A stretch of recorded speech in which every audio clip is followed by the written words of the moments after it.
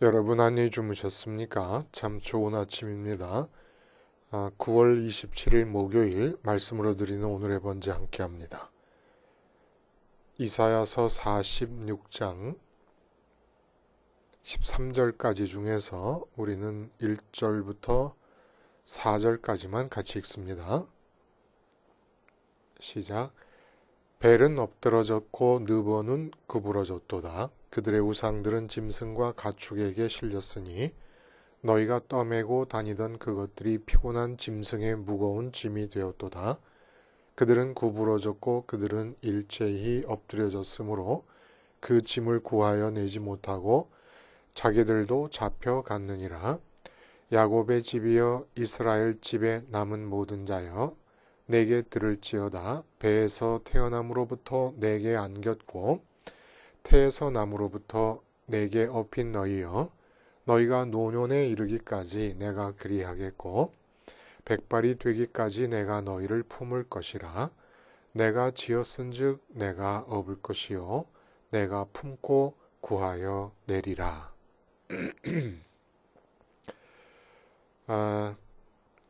오늘 우리가 함께 읽은 말씀 중심으로 세패자, 세포자, 하소자 됩시다 라는 제목의 하나님 말씀 증거합니다.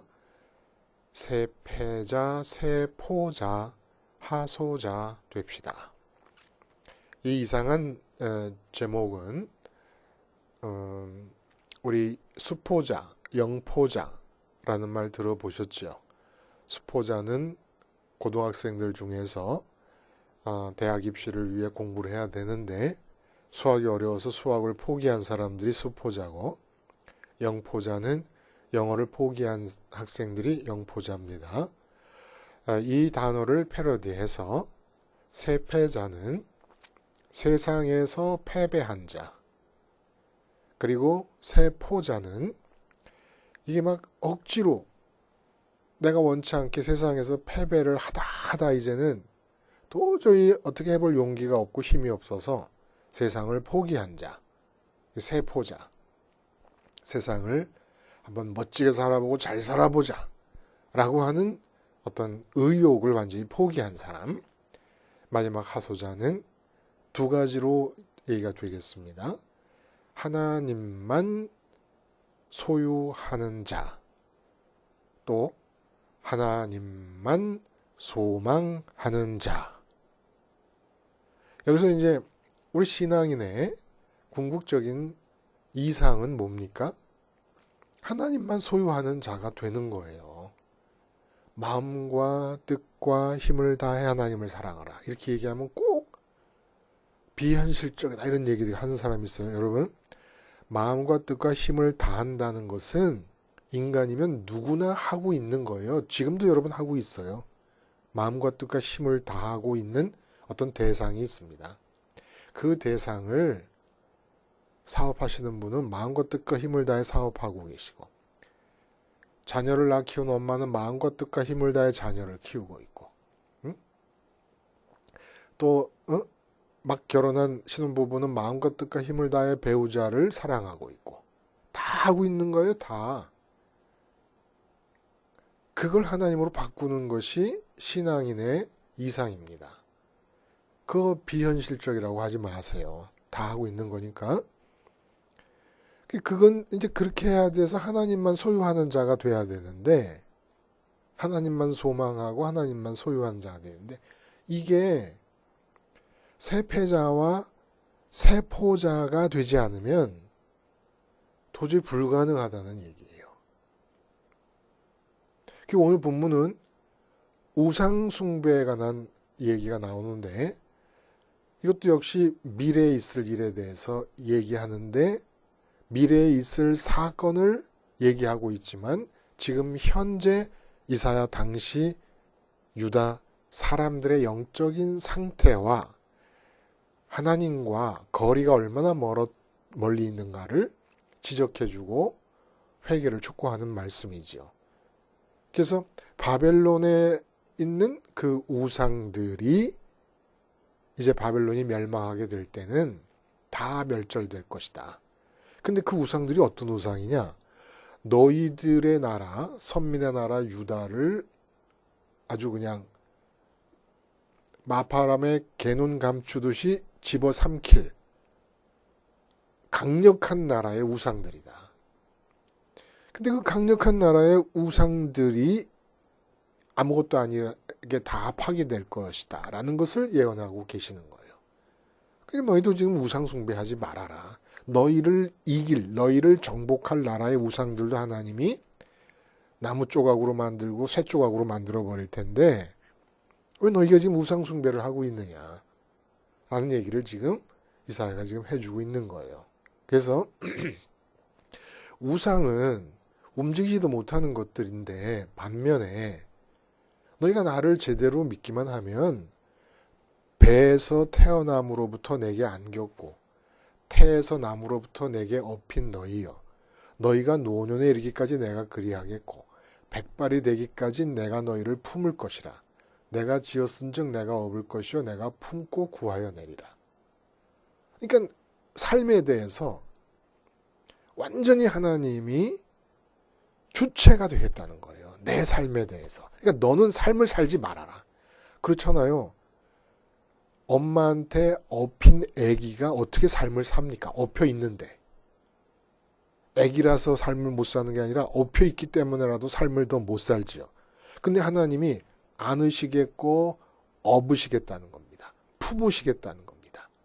내가 늙어 죽을 때까지, 백발이 될 때까지. 그러니까 나는 그 품에서 내 삶을 어떻게 살아요? 그러니까 너희는 너희의 삶을 전혀 살지 말라는 겁니다. 와, 참 이거 뭐 이래도 될까요? 응? 이 말씀대로 이게 해도 되는지 모르겠어요. 이제 오늘 살펴볼 얘기는 우상 숭배를 사람이 왜 하는가라는 그 심리 상태를 한번 살펴볼 거예요. 그리고 하나님이 우상 숭배를 하는 그 심리 상태에 대해서 갖고 계신 마음, 그 하나님의 마음이 어떤 것인가를 한번 살펴보려고 합니다. 우상 숭배는 여러분, 이제 이런 심리적 과정을 거치게 돼요. 하는 일이 되는 게 없어요. 우리가. 응? 하는 일이 되는 게 없으면 이제 우린 대부분 어떻게 생각을 합니까? 우선적으로는 나 자신의 능력이 모자라기 때문이다. 이렇게 푸념하는 경우가 많고, 그 다음에 두 번째로 내가 태어난 집이나 나를 낳아주신 부모님이 능력이 없는 분들이다. 집안이 별 볼 일 없다. 그래서 그리고 또 세 번째로 내 배우자를 잘못 만났기 때문에 하는 일이 안 되고 내가 이렇게 불행하게 살고 있다. 또 운이 안 좋기 때문이다. 뭐 때가 안 맞기 때문이다. 사람을 잘못 만나서이다. 그리고 팔자가 사나워서 그렇다. 아이고 내 팔자야. 뭐 믿는 사람 입에서도 쑥쑥 나오는 말들입니다. 근데 이 피조의 세계, 하나님이 창조하신 이 피조의 세계 안에서 내가 내 행복을 위해, 내 기쁨을 위해, 내 만족을 위해서 행하는 그 어떤 일이라도 안 된다면은 항상 이유는 예외 없이 딱 세 가지입니다. 하나님 쪽의 이유가 있고, 내 쪽의 이유가 있고, 내가 하려는 그 일 자체의 이유가 있는 거예요. 항상 우리는 이렇게 삼각관계에서 살잖아요. 세상, 내 삶의 현장인 세상이 있고 하나님이 계시고 내 마음이 있습니다. 세상이라는 것 안에는 내 몸까지 속하는 거예요. 내 마음을 좀 분리시켜서 생각하면. 그러면 이유가 하나님 쪽에 이 삼각관계에서 하나님 쪽에는 어떤 이유가 있습니까? 하나님 뜻이 아니라서 안 이루어지는 거예요. 그러면 내 쪽에는 어떤 이유가 있습니까? 어제 말씀드린 대로 태초에 혼돈과 공허와 흑암이 하나님의 창조에 의해서 다 밀려서 억제되고 있습니다. 하나님의 창조 세계에서 사라지고 홍해 물처럼 물이 쌓여 있듯이 억제되어 있어요. 억제되어 있다는 건 언제든지 다시 뒤덮을 수도 있다는 거죠. 그러나 하나님의 창조적 사역에 의해서 억제되어 있는데 인간의 마음 안에만 혼돈과 공허와 흑암을 남겨두셨습니다. 그 이유는 사랑 때문에. 어떤 사랑? 인격적으로 하나님을 필요로 하고, 왜냐하면 혼돈과 공허와 흑암은 하나님만이 밀어낼 수가 있으니까. 그래서 하나님을 필요로 하라고, 그래서 하나님을 필요로 하고 하나님을 찾으면 하나님이 당신 자신을 우리에게 주셔서 우리 안으로 들어오시겠다고, 우리 안에 혼돈과 공허와 흑암을 사랑 때문에 남겨두신 겁니다. 미워서 남겨두신 게 아니라. 근데 그 상태를 그대로 유지하게 되는 것이, 그 상태를 유지하면서 내 삶에 하나님에 엎혀서 살 수 있었을 텐데, 하나님만 들어오시면 혼돈, 공허, 흑암도 없어지고 내 삶도 나는 하나님에 엎혀서 가면 될 것이었는데, 내가 삶에 대해서 주체가 됨으로써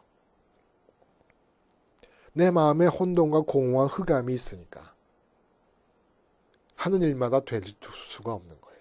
하나님 뜻이 아니라서 안 되고 내 마음에 혼돈과 공허와 흑암이 남아있기 때문에 안 돼요. 왜냐하면 내가 하려는 일들은 이미 내 마음에 담은 일들이잖아요. 마음에 담지 않고 내가 일을 하는 경우가 있습니까? 그리고 왜 마음에 담아요? 그 일을 잘하면 기쁘고 만족이 주어질 거라고 믿고 있기 때문에 그 일을 다 마음에 담고, 예를 들어 남편을 마음에 담았다. 그거 왜 담아요? 남편 때문에 기쁠 거라고 믿기 때문에. 근데 남편이 영 나를 괴롭혀요. 남편 때문에 행복하지 못해요. 그럼 그 남편이 아니라도 아내도 될 수 있고 자녀도 될 수 있고 사업도 될 수 있고. 근데 그걸 어디다 담은 겁니까? 내 마음의 혼돈과 공허와 흑암 가운데 담아버렸다는 겁니다. 그러니 남편과의 관계는 혼돈과 공허와 흑암 속에서 이루어지고 있고, 사업과의 관계도. 그러니까 일이 안 돼요. 세 번째는 그 일 자체에 있는 거예요. 그 일은 이루어져도, 우리가 원하는 대로 이루어져도 절대로 우리에게 기쁨과 만족을 줄 수 없는 것이기 때문에 하나님이 안 이루어지게 하시는 겁니다. 이 세상 그 어떤 일도 진짜로 내가 기대한 것처럼 내게 기쁨이 안 되는 거예요. 그런데 그 일이 이루어진다. 말씀드린 대로 그거는 정말 더 큰 일인 겁니다. 자, 그럼 이제 문제는 이런 거예요. 이렇게 삶이 잘 안 되면 내가 삶을 살겠다고 하는 주체성을 좀 포기하면 좋은데, 죽어도 포기를 안 해요.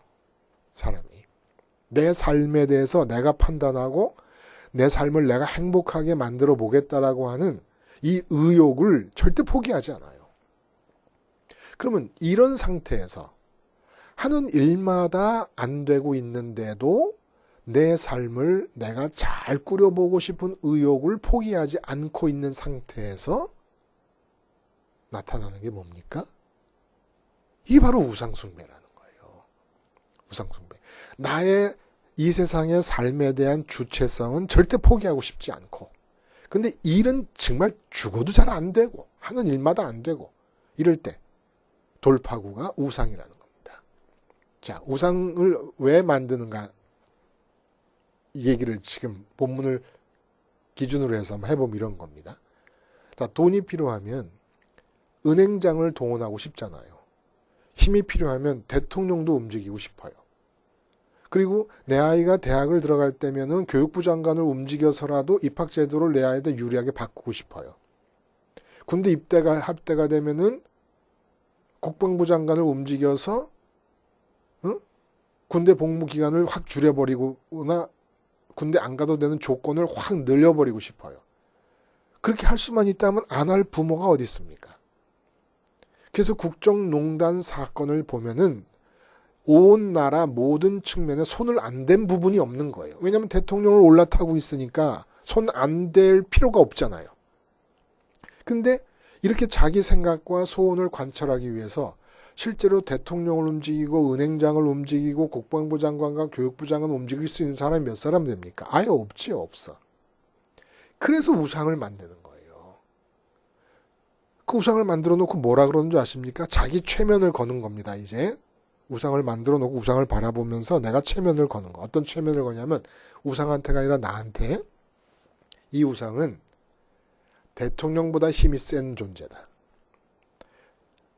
재벌 총수보다 더 힘이 센 존재다. 돈을 얼마든지 마음대로 할 수 있는 능력이 있다.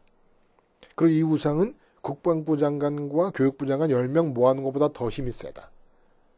그 우상이 편한 것은 내가 원하는 능력을 다 거기다 부여할 수 있고 나 스스로 최면을 걸어가지고 이 우상은 그런 존재라고 믿게 만들 수가 있다는 겁니다.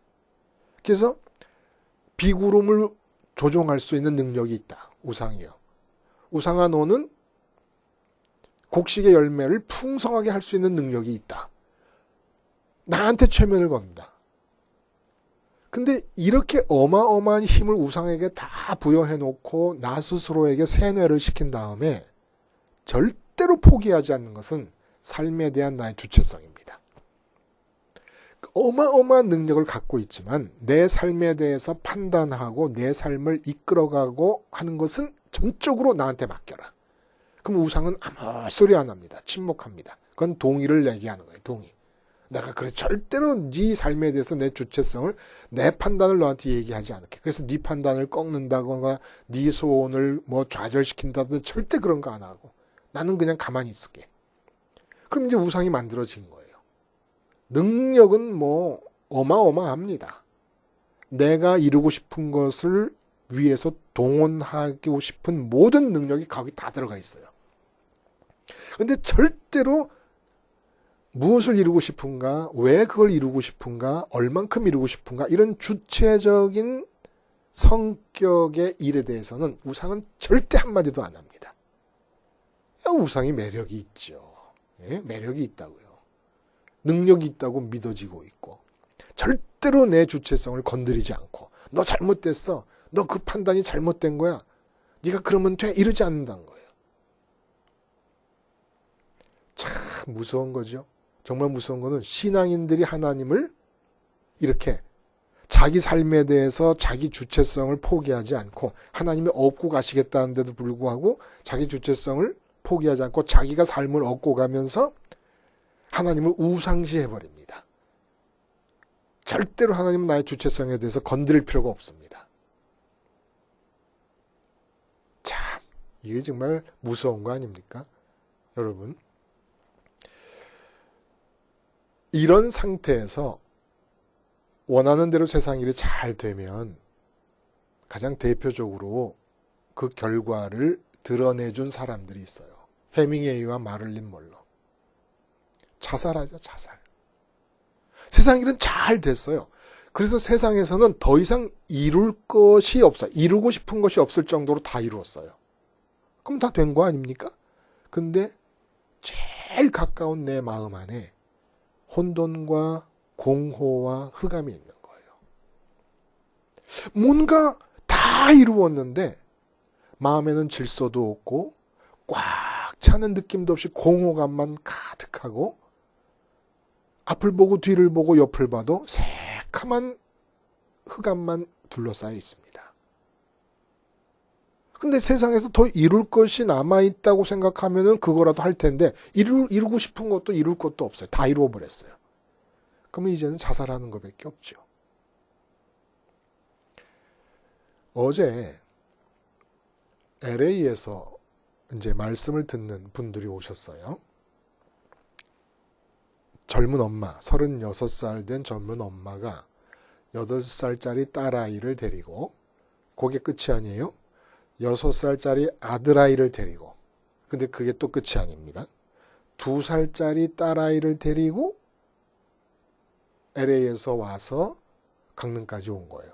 근데 이제 그렇게만 온 것이 아니라 친정어머니, 그러니까 아이들의 외할머니가 전도사님이세요. 근데 같이 오셨습니다.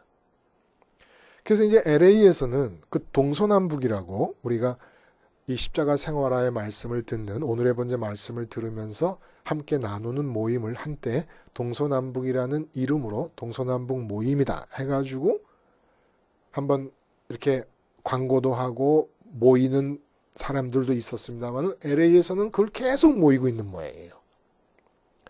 그래서 그 LA 동서남북 모임에 모이는 분들의 얘기를 다 이렇게 해주셨어요. 이 태평양, 강릉이 태평양 이쪽 끝인데 LA는 태평양 저쪽 끝 아닙니까? 그러니까 아마 어저께 LA에 남아 계신 동서남북 가족들은 귀가 굉장히 간지러웠을 거예요. 전도사님이 한 분 한 분 각자가 겪는 어려움 가운데서도 오늘의 번째 말씀을 붙잡고 십자가 생활화를 하면서 점점 더 하나님에게 가까이 가는 하나님의 측근들이 되어가는 모습을 저한테 다 얘기해 주시는데 제가 얼마나 힘이 되고 기쁜지 몰라요. 근데 이제 문제는 속 시원하게 이 세상적으로 일이 잘 되고 형통하는 모습에 대한 간증이 없다는 거예요. 얼마 전에는 한 목사님이 찾아오셨습니다. 목사님 굉장히 저하고 면식이 있기가 오래된 분이에요. 면식이 있은 지가 오래되신 분이에요. 근데 이제 어려움을 겪으시면서 중간중간에 소식을 제가 알고 있었는데 소식이 잠깐 끊어지면서 제가 이제 이 목사님이 절단이 났구나. 세상적으로. 응? 목회를 하시다가 몇십 명 목회를 하시다가 문제가 있어서 교인 절반이 나가고 그래서 그곳에서 나올 수밖에 없었는데 같이 시무하던 전도사님과 힘을 합쳐서 목회를 하려고 갔는데 그곳에서 또 문제가 발생을 했습니다. 그래서 전도사님 내외분과 헤어져서 전도사님이 여자분이고 이제 남편이 같이 교회를 나오시던 분인데 같이 힘을 합쳐서 하려다가 안 돼서 또 완전히 정말 알거지가 돼갖고 거기서 나오실 수밖에 없는 상황이 됐습니다. 교인이 4명 남았어요.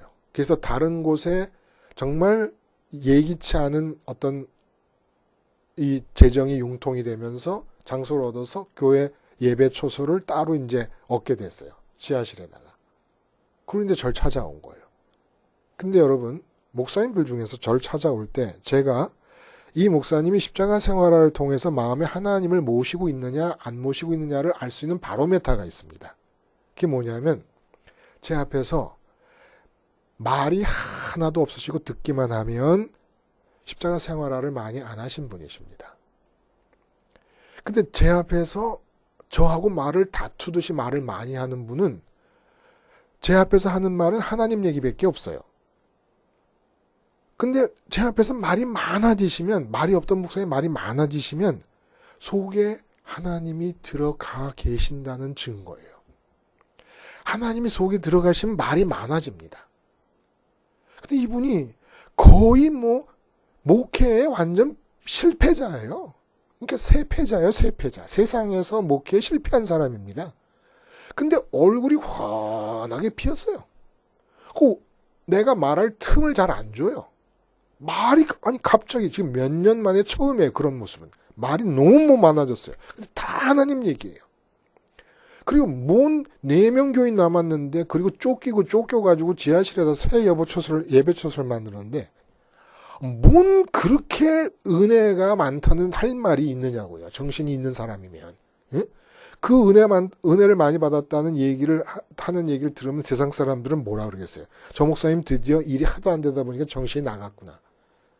교인이 한 50명 되는 교인이 4명 남았어요. 4명.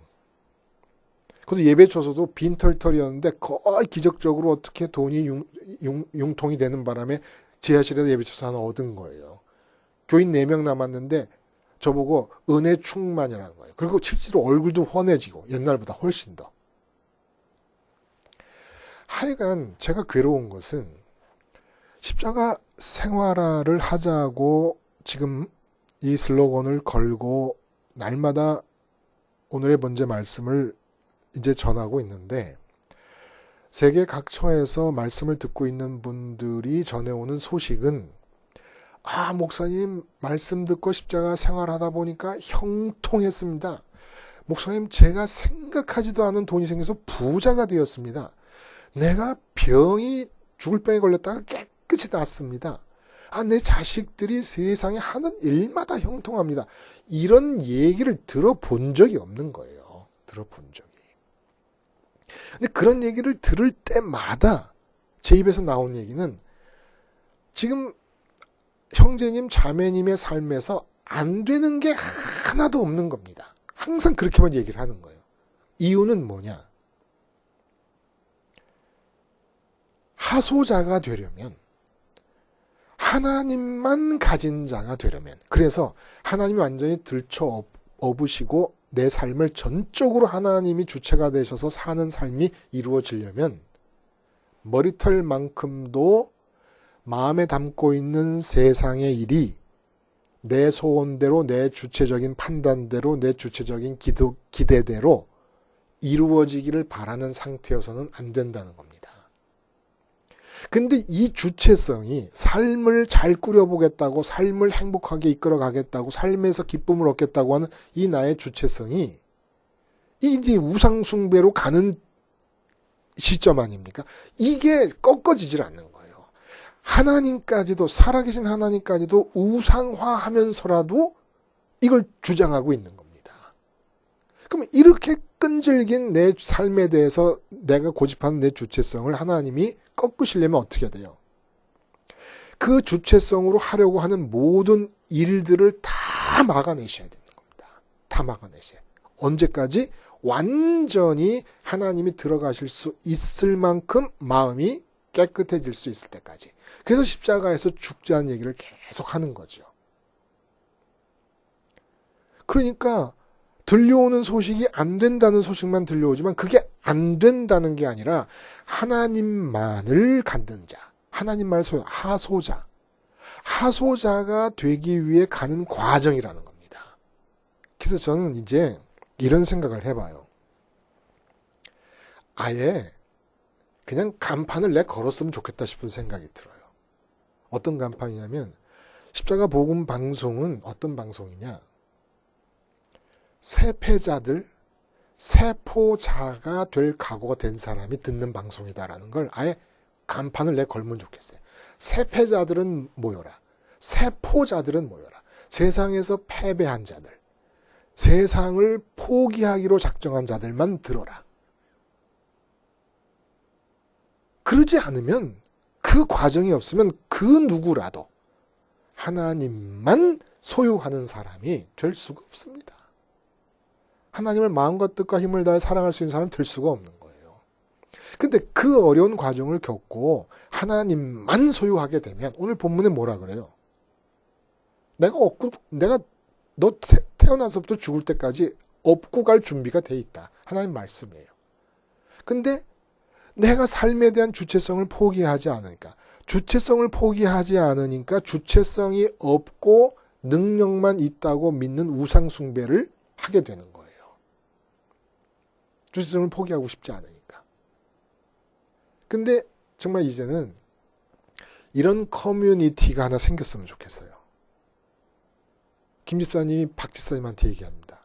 박 집사님, 우리 최 권사님 큰일 났어. 왜? 무슨 일인데? 아들이 요번에 서울대학 들어갔대. 아이고, 큰일 났네. 응? 저 아들도 마음에서 하나님을 잃기가 쉽겠고, 최 권사님도 아들이 서울대학 들어갔다는 것 때문에 가는 곳마다 칭찬을 듣고 세상 사람들이 부러워하면서 아이를 어떻게 키웠길래 서울대학 들어갔냐고 묻고 그러다 보면은 마음에서 하나님 잃어버리기 십상이겠구만. 아유, 김 집사, 우리 기도합시다. 응? 이런 커뮤니티 없을까요? 그리고 최 장로님이 요번에 엄청나게 돈을 벌었대. 이야, 얘 난리 났구만. 최 장로님 부인 박 권사님한테 전화를 겁니다. 박 권사님, 장로님이 돈 많이 버셨다며? 그래요. 걱정이에요. 그러게 우리 나와서 철야기도 합시다. 그래야 되겠어요. 철야기도 하는 내용을 가만히 들어보니까 남편이 돈 많이 벌었다고 돈이 마음에 들어와서 하나님 잃어버리지 않게 해달라고. 돈 버는 게 걱정인 거예요. 근데 또 최 장로님이 그러다가 돈을 잃어버렸어요. 돈을 많이 못 벌었습니다. 그랬더니 그 박 권사님, 사모님 되는 박 권사님이 우리 남편이 돈을 다 잃어버렸대요. 글쎄? 어머, 그래? 그러면 하나님 들어갈 준비가 많이 된 거네. 그래요? 오늘 밤에는 다리 뻗고 자겠네. 좀 이렇게 말하며 살 수는 없을까요? 응? 예수님이 풍랑 가운데서 잠을 주무실 때 제자들은 풍랑 가운데서 죽겠다고 아우성친 거 아닙니까? 사업이 안 되는 게 풍랑이 일어나는 거잖아요.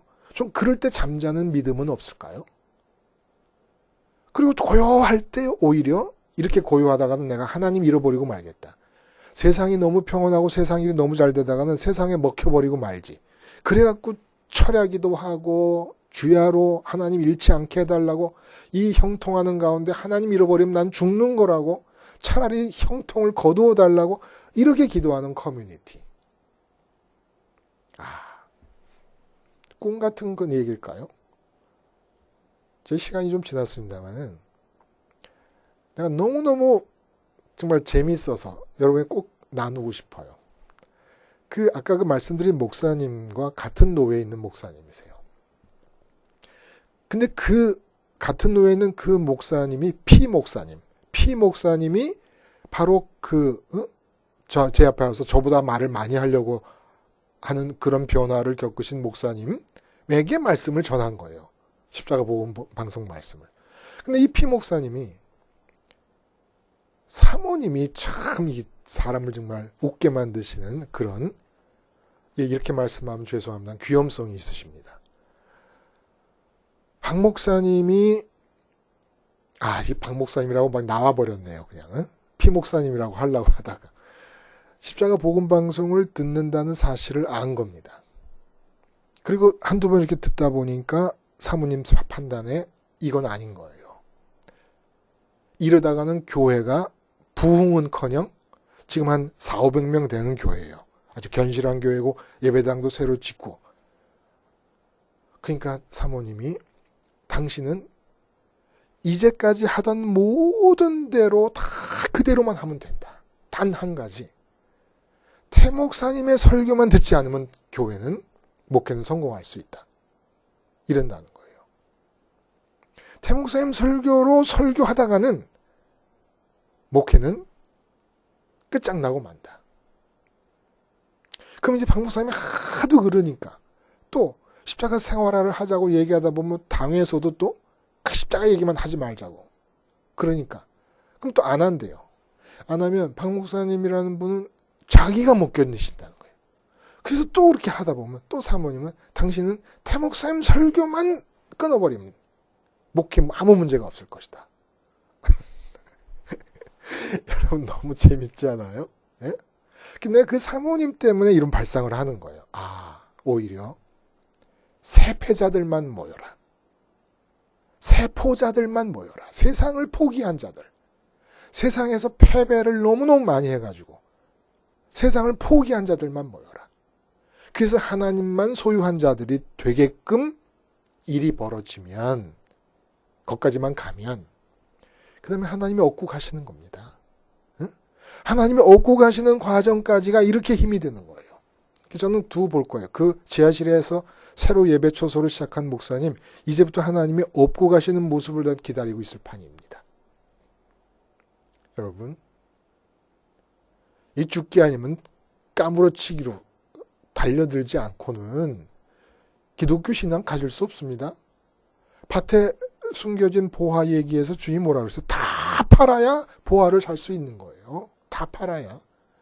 내가 마음에 좋다고 여기서 담고 있는 거, 그 담고 있는 것들을 잘해보려고 일을 열심히 하고 계시는데 다 막으실 때 감사하세요. 안 되는 게 아니라 그게 형통입니다. 하나님께로 통하니까 형통이에요. 세상 성공으로 막으니까 그게 형통인 거예요. 그래서 주님 십자가 붙잡고 이젠 좀 억지로 세상에 패배하는 자가 아니라 자발적인 세패자, 자발적인 세포자가 좀 되자고요.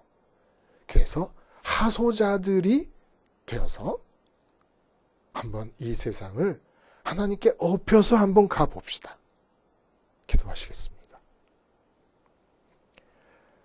하나님 아버지, 주님의 십자가를 붙잡음으로 자발적인 세패자, 세포자들이 되고, 그래서 하소자가 되어 우뚝 숨으로써 하나님께서 내 삶을 업고 가시는 하나님의 소원 한번 들어드리는 사람들 되게 해 주시옵소서. 예수님의 이름으로 기도드리옵나이다. 아멘.